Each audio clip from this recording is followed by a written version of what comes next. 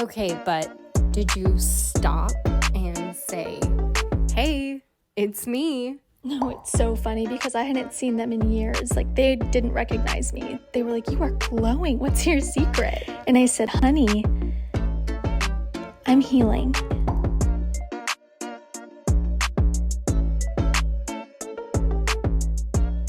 Welcome back, everyone, to Honey, I'm Healing. This is your co-host, Irina. And this is Renee. And we've got a really amazing special guest today, one of our good friends, Hannah. Hello. Hey, girl, hey. Yeah, I am from Alabama. Let's just get that out of the way. Everybody will know this. If You probably already knew it. Yeah, and I've been living here in Knoxville for 5 years. 5 years. Yeah. Oh my gosh, has it been that long already? Yeah. Oh my gosh. Crazy. So crazy. Yeah, so we brought Hannah on today because living in the Bible Belt, you are surrounded with a lot of people with different Christian beliefs. And I grew up with a very charismatic Christian family. How about you? Oh yeah, I grew up very charismatic Pentecostal Church of God. Yeah. Okay, probably so similar like me. Yeah. I just have some Russian in mind, so it's It's a little angrier. Yeah. Okay. a little angry. Would it be Yeah. more more angrier? And Renee, I grew up Lutheran, so it was religious, but in a different way. It was very, it was very, it resembled the Pharisees a lot, but just in a different way. It's Yeah. just very waspy. Do you guys know what that is? no. Okay, it's white Anglo-Saxon Protestant. So it's like most of the people up here are from the same region of France and Germany, and it's called a WASP, and they're look it up on TikTok one day and then you'll understand. It's funny. I will be doing that. And I trust that you will. Yep.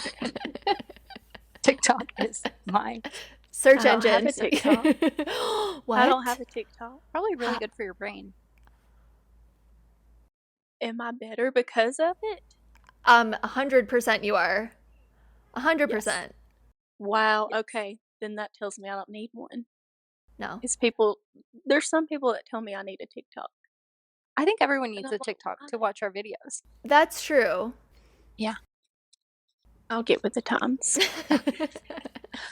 All to say, we all come from different backgrounds, and we've been having just mutually off-camera conversations about things we've believed in growing up in the church, or even recently that we don't hold true to ourselves anymore. So I'm really excited to get into that, and don't be afraid.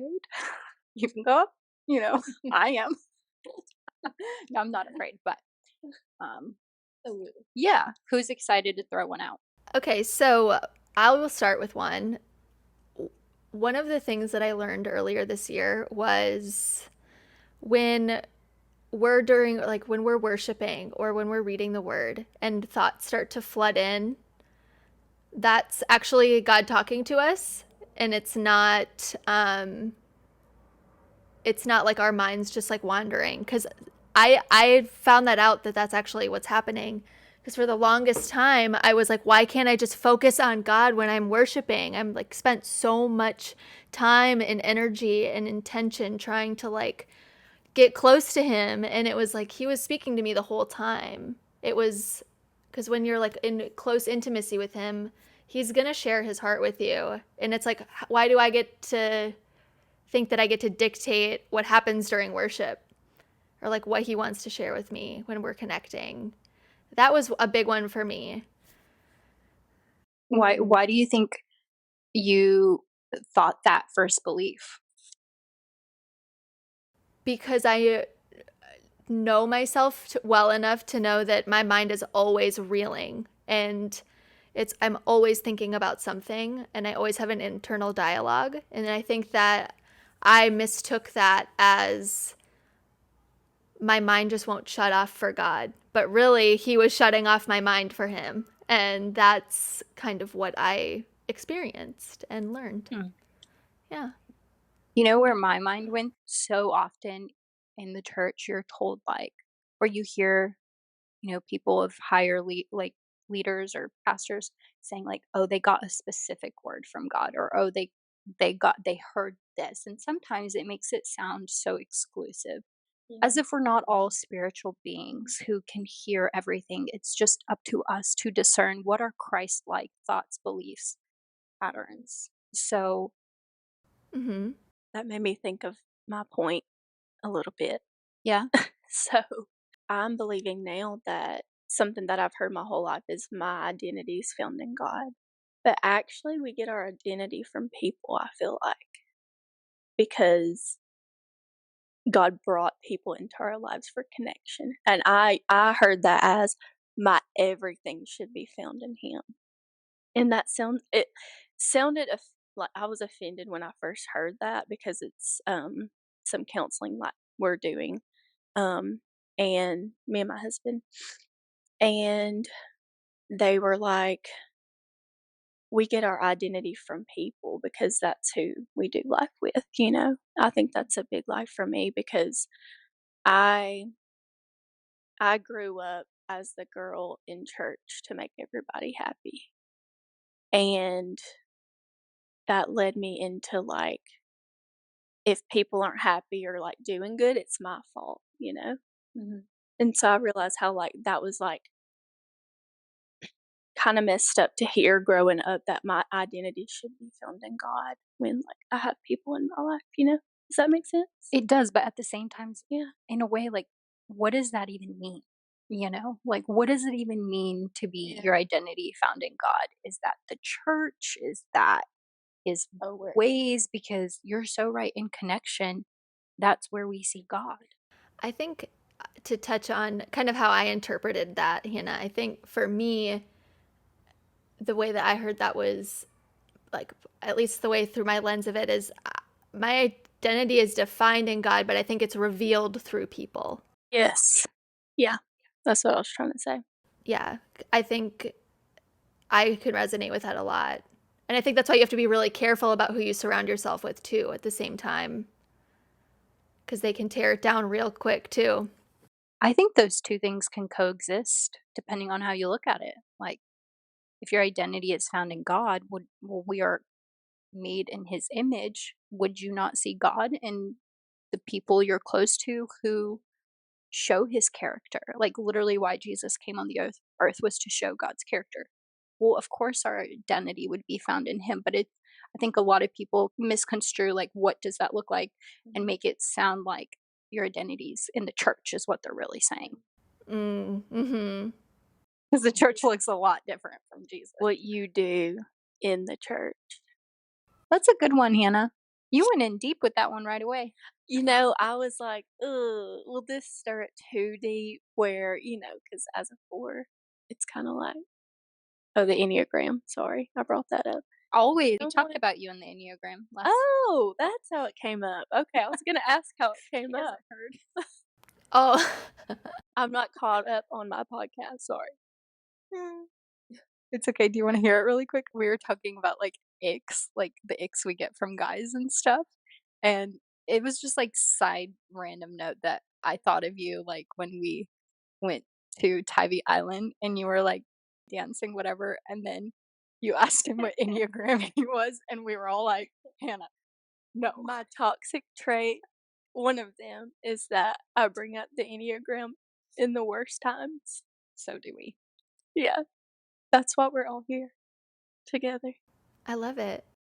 2, 3, 4. The heart triad.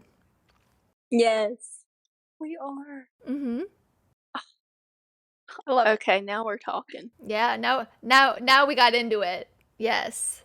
Irina, what was one of yours? Okay. So mine's going to be a little bit different. And I might hurt some people's feathers or however the saying goes, but I really don't care. I really, See, I really thought don't that care. statement was going to be hurtful. That's why I was hesitant. but y'all followed me and kind of helped me explain it. But Yeah. Okay, so as a parent, you learn a lot. You learn so much, and I believe know better, do better when it comes to our kids. And sometimes that's really hard because sometimes if you're raising your kiddo on your own, it's really, really hard to do things the right way or the way you should be, especially if you're battling mental illness and mm, um, poverty, like all of these things. But this this is a heart thing, I think, and the way we even look at this is also a heart thing, in my opinion. But growing up, I've always, based on what I was told and taught, that disciplining your children and for the sake of not getting banned or shadowed on our social platforms um, with items to inflict pain on them is a form of discipline that is backed by God, that is Christian per se. Have you all heard that? spare the rod, spoil the child. And you know what's hilarious? That wasn't even in the Bible. It was in a poem That's what from by Samuel Butler. But it comes from the verse in Proverbs 13:24. Whoever spares the rod hates his son, but he who loves him is diligent to discipline. And I know parents who are, so deep in the church and have been taught this. So they have been taught this. It's continuing, Mhm. you know, um, that in order to discipline your child, you have to inflict that sort of pain on them. But when you think of rod, what comes to your mind? Like specifically in that verse? A beating to me. That's what I think. So from what I've read, because I've done a lot of reading on this, because it just never made sense. Like, how are you going to tell me I love you, but I have to hurt you? It just never made sense. So if you look in the Bible, and I didn't do all this, like I didn't go and look at the Hebrew Bible myself, by the way, guys, but from things I've read, the rod back then meant certain things. There was a rod used that you would use on your slaves to inflict pain on them, a rod for like ceremonial reasons, a rod in battle, and then Mm. the one that's most talked about is a shepherd's staff used as a rod to guide their sheep. So, the same way that a shepherd guides his sheep, he uses that rod never to hurt them, never to inflict pain on them, because if anything, it's counterintuitive. Because if you hit sheep with a rod or a staff, whatever, they stop, they become very confused, they feel lost, you know? And then a rod was also used with sheep to push back the wool to see if they have any injuries. So how can that tool be the same tool used to inflict pain? So I think the church in a lot of ways has taught that verse very, very bad. Now studies show that if you were spanked, you're more likely to have depression, anxiety, mental illness, and mood disorders as an adult. Mhm. And yeah, give me your thoughts on that. But isn't that so like, isn't that more beautiful? And that shows that God is loving. That flows Yeah. with the rest of the New Testament and Yeah. God's love. I'm thinking of like what someone's argument to that would be, but I hold that while also totally agreeing with you, by the way. But I'm thinking like the thing that comes up for me with that is I think about how God allows suffering, and like he uses pain, like emotional pain, for instance, to teach us something. But I feel like that's his right and his alone. Like if I think about my parents, like a human doing that to another human is not right to me. That's just one of those things for me that's like it's so ambiguous, and it's like only God could do that and do that lovingly and like purely, I think. And not that he would ever like put you in a car crash because you sinned, or like that's not what I'm saying. It's But I'm thinking like the way that he uses pain or something. I don't know. Am I making any sense? Yeah, you Yeah. do. And so if that was like someone, who was arguing to what I said, Mm-hmm. use that, my thing, what I would say is, well, that's a choice you made to put yourself in a situation that caused you pain, but no Mm-hmm. one's going to add pain back onto you in a to s- as a form of discipline or as a form of like getting you right. Mm-hmm.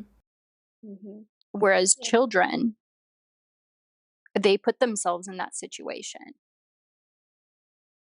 but no one is forced to inflict pain on them. Mm-hmm. That's their own choice. Mm-hmm. Yeah. That topic is always so heavy to me because I hate it. Mm-hmm. I really, really don't. We don't abuse our elderly. We don't abuse our spouses. Gosh, if you hate your spouse, like Yeah. you'd go to jail. Yeah. I hope. But hitting your children, totally okay. I kinda see it as that person doesn't know what to do with their pain.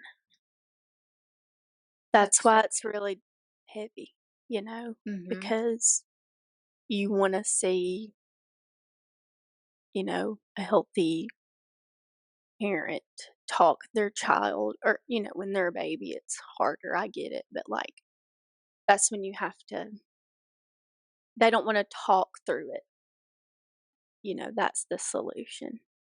Mm-hmm. And I know a lot of people that did that probably have regrets, but it's like they only knew that from their parents, you know? We always say that. Like, we Mm-hmm. always say, "You do the best you can with what you have." But then I feel like Yeah. in your heart, if you know better, you have a choice to do better.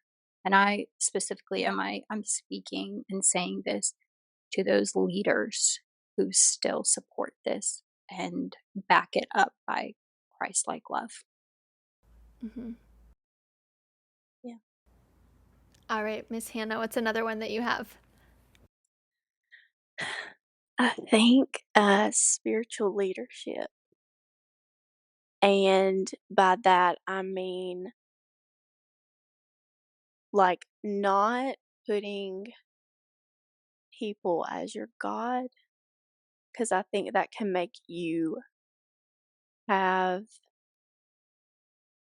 a wrong way of seeing God if you let it. Because I think I was in a toxic well, years ago, toxic environment in the church where it was like, "No, I'm your spiritual parents," you know? So Mm. that's another one that's so cringe. Some people may think that's okay, but I don't know. That's changed for me, for Did sure. you ask that person Ask them what? to be your spiritual parent? No, it was kinda more like, "You kinda are, 'cause you're under our leadership, I guess," you know? That's icky. Yeah. Uh-uh. I kind of feel that way about like celebrity pastors or really renowned pastors. Like anytime that you elevate somebody because they're in the pulpit or they have a platform, immediately like within it's almost like within a few years something comes out about them and then everybody's shattered and then they think poorly about God because this person was like God to them and it's like no, it's just a person. Yeah. Oh, that's Yeah. good. Yeah. That's just I've never had that experience. I've actually had someone want to be, and I remember it being like, I don't really know how to navigate this conversation, but I'm doing okay. I'm good. Yeah.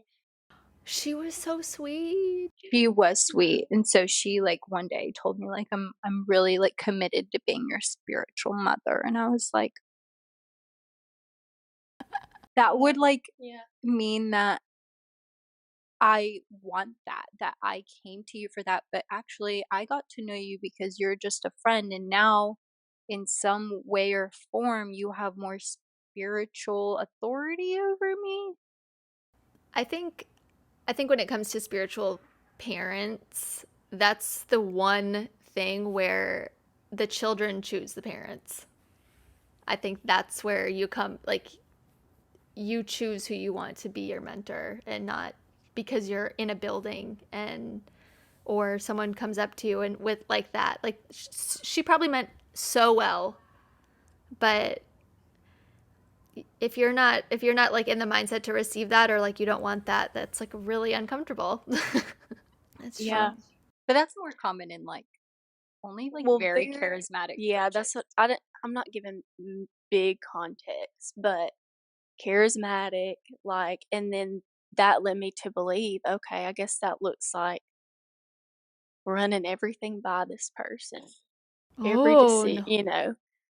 and by everything, I mean, like,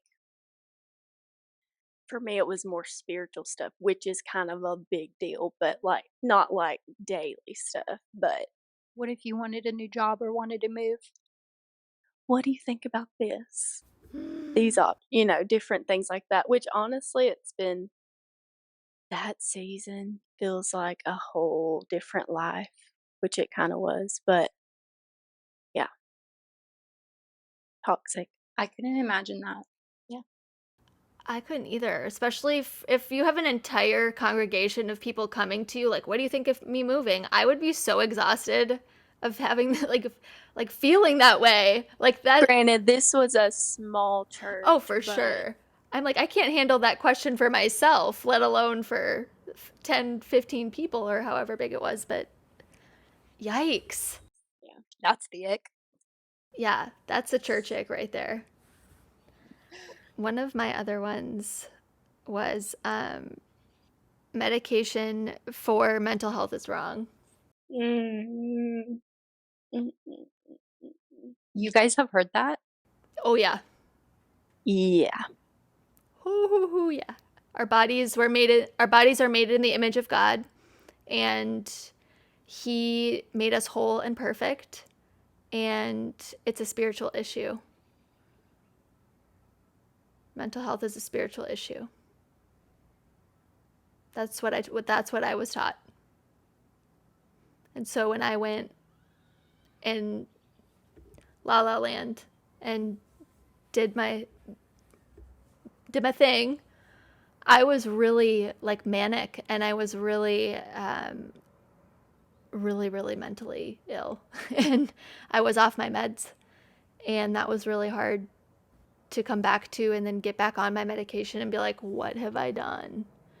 And it made me realize, like, no, this actually is very helpful for me. And I remember having a conversation with my therapist about it, who's also super, like, she's a Christian therapist and she's amazing, but she was like, Renee, if you had diabetes, we wouldn't be having this conversation. And I said, that's so true. Yeah. Yeah. What about that? How come mental illness is not in the Is same not. category just because you can't see it, even though you can see the full physical effects of it everywhere? You're tired, you're moody, you're making decisions that you normally wouldn't. Right. And I'm for not our saying you. no.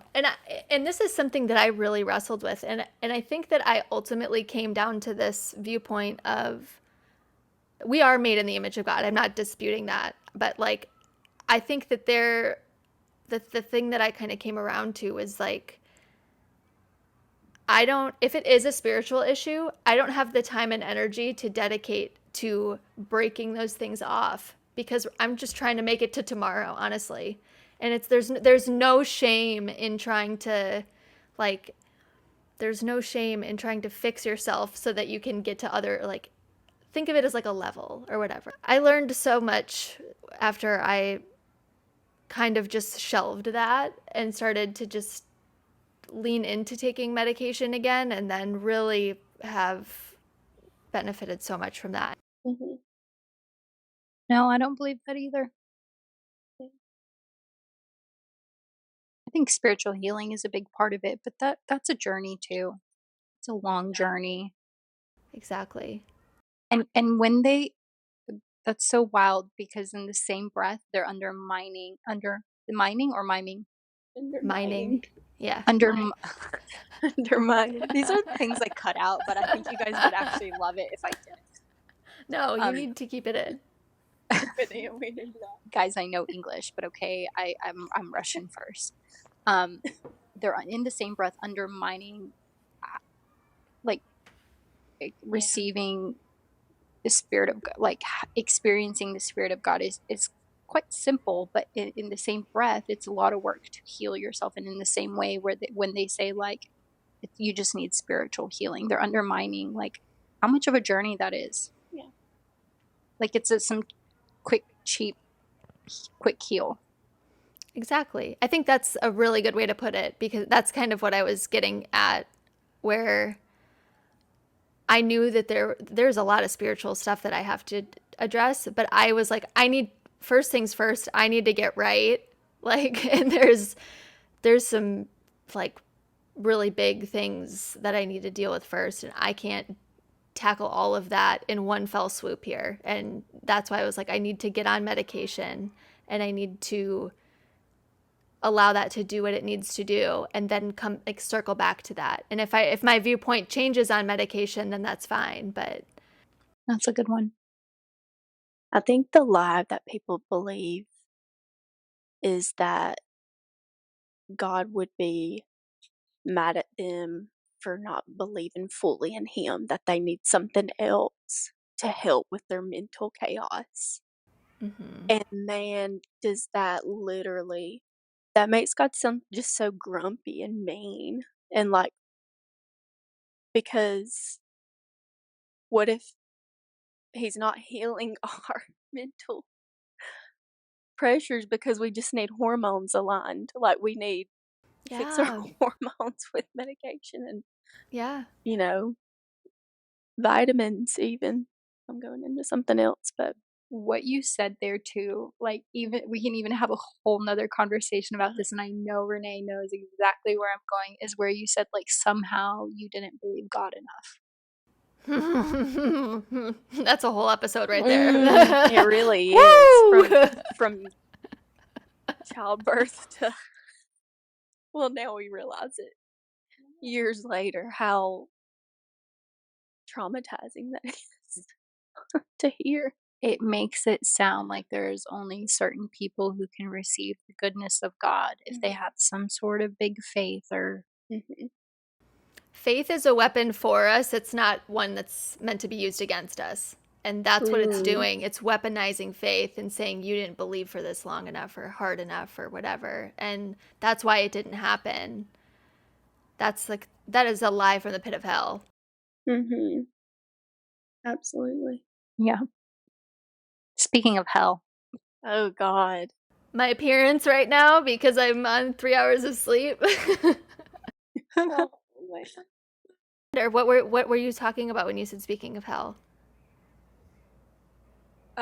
he's eternal conscious Oh! torment. My God. You 3 hours of guys. sleep is Yeah. hell. But no, it's hell is a place. Yes. Yes. uh, Is it? is it? Like what Is kind of it place? real or imaginary? I don't know. If I don't know what I think. I think it's I don't know. I've actually thought a lot about this, like what heaven looks like or like is. And that opens up the whole question of what hell is like as well. But I know that hell is the absence of God. And I know I for sure don't want that in any way, shape, or form. I don't know if it's a physical place or a concept, but I know that it's the absence of God. I can agree with the latter part. As far as physical place, yeah, there were places they spoke about hell in the Bible, which were physical places that existed back then. Um, actual fiery pits that constantly burned, Mm. if I remember that correctly. But I will be the one Yeah. to say I do not believe in the rapture or like eternal like conscious tormentation as a judgment from God. Now, what happens after? I don't know. I think Jesus would have told us if he wanted us to know. Hmm. But I do have hope that it is Mhm. Mhm. still good because we live in eternity with God. Yeah. Yeah. Do you have another one, Irina? That the weather is God's anger on his people. Oh my God! Why didn't I think of that? How often were you guys traumatized Why didn't I think from of lightning or that? thunderstorm? Every tornado, I was like, "What did I do? What did I do?" Because you lived in Alabama. Oh, Like, that's every right. tornado. Hannah Which said a brings cuss me in- word. That's why there was a tornado. And I believed that. Oh my I really gosh. did. which leads me into Noah's Ark. That, like, in the way, can we for sure say how they perceived these stories at that time and what it meant is literally what it means today in 2024? No, we can't. We were not there back then, but we do know that there's literature that also is written in a very similar form and it's not literal. And who's to say they didn't think their earth was the size of the city of Knoxville? You know, something flooded.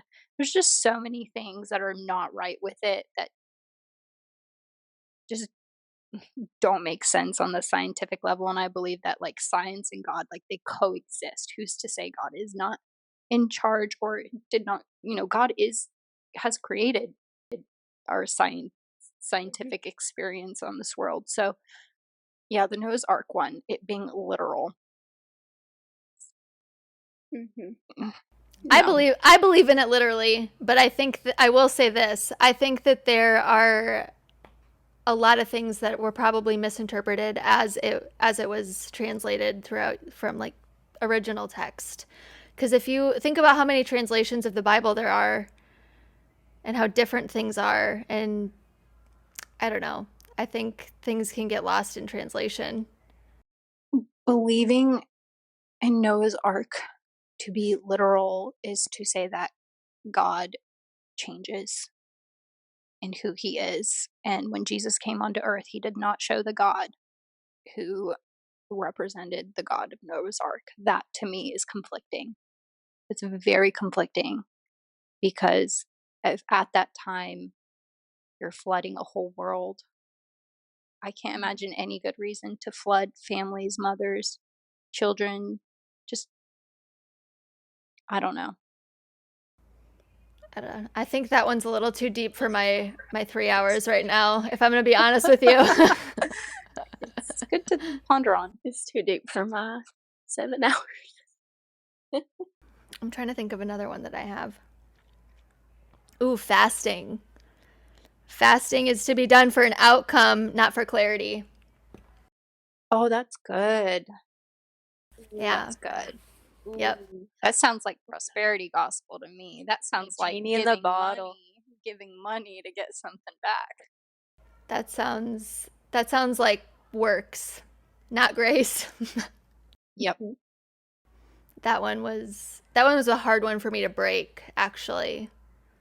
Because I didn't learn about fasting until I was brought into non-denominational churches as an adult. I didn't grow up learning about it. And then we did a corporate fast as a church, and nobody walked me through what that looked like, and I just like observed what other people were saying, or like, oh, I'm fasting so that I can get a new car, or I can draw near to God because I want this or because I want that. And it's like, no, that's not the purpose of fasting. The purpose of fasting is to grow closer to him and to make yourself smaller to make him bigger. And it's not about getting an outcome. Oh, yeah. That's beautiful to make yourself smaller, to make him bigger, and to really see him more clear. Yeah. We talked about prayer sometimes being kind of like with the Yeah. same thing as fasting. we use prayer for an outcome. Using prayer as, like, I'm begging God, and so, like, he has to do what I'm asking him, and it has to look like this, I think, is one, like, if you pray like exactly like this, then Mm. that'll happen. Does that make Mhm. sense? Like, Mhm. prayers were like I think prayer is a posture more than anything, and it's like just having a conversation with God. Yeah. And I think one of the biggest reasons we should pray is because what it does is it changes us and not Mhm. necessarily mhm, anything else. And we come to find that as it changes us, it changes everything too. Mhm. that's it. Yeah. Yeah, that's the healthy way of looking at prayer, is that it's about our hearts because, like, the more we're in communion with him, the more we become like him. It's not about what can I get, you know? Mm. Yeah. Yeah. Yeah. He doesn't owe me anything. He doesn't owe any of us anything. He doesn't owe us an explanation. Nothing. Yeah. He did it all. Yeah, he did. Can you guys think of any other ones? I think there's a lot I want to say, but I think I have to grow to say them and not be afraid. And I think that's because when you are someone who has grown up in the church, typically everyone you know is probably in the church too, and you receive some form of judgment if you start to deconstruct and then reconstruct your beliefs to what you believe who God is and God is saying. And sometimes I'm nervous to have these conversations or certain things with people and friends because there's listen, there's no hate like Christian love. I'll say that sometimes. Because sometimes that's what I feel when I share beliefs I believe are good for me and good for the people I love. Yeah. I was laughing because my sister, who is an atheist, literally said that to me the other day, and I just started laughing. But it's so true. It is. It is true. I'm realizing this is a very vulnerable topic, and I'm sorry, I'm just kinda like in the church growing up, I will say I've never experienced, like, how hateful church people can be. They're some of the most hateful people, Say it louder for the people in the back. all in the name of "Let's be righteous," and That's something I've like so many times you see self-righteousness and that Pharisee, not pharmaceutical, pharisaical, Pharisaical? pharisaic. Pharmaceutical? So many times you see that self-righteous, Mhm. authoritative, like Pharisees type behavior, and you think they've got it right. And then as you grow, as I've grown, I've learned to be like, I want if that's love, I don't want it. If Yeah, that's yeah, Christianity, I yeah. don't want that God. My God is way more loving. Mhm. It's like, "Why are you so grumpy all the time?" God's not, you know? I think a lot of that self-righteousness is really just contained jealousy also, Mhm. especially with women in church. Mhm. Mm. Yeah. I think it's contained jealousy. I think it's unhealed wounds, but I do believe praying for people works. I do believe that. But I also believe that people need to take accountability of their own actions and Mhm. they need to take responsibility of their own life. And When you grew up, what did God look like to you, and what does He look like now? Have you guys seen the movie The Santa Claus? Yeah. Okay, Father Time in that movie. That's what I imagine God as, on a white throne, surrounded by clouds. Same. But I didn't think Santa Claus face. I thought like, well, actually maybe. Like, yeah, with a crown, with like a gold sash and There's a character in one of the Santa Claus movies that is played by the dad from Everybody Loves Raymond. It's a really obscure reference. You'll have to Google it, but you'll know what I mean when you look at it. yep, that's how I always saw him, and now I see him in the trees, in children's laughter, in like someone's kindness. That's like I've had to rework how I see God. Mm-hmm. How about you? For me, I saw God as a fun dad because already felt like kind of like my own, like I was okay to be secluded as a kid. So I just saw him as like a fun dad that played with me. And then now I would say I see God just very understanding and there and more like as a friend, let's say. What do you Friend. picture him as? Oh, like what does he look like? Yeah. I think just like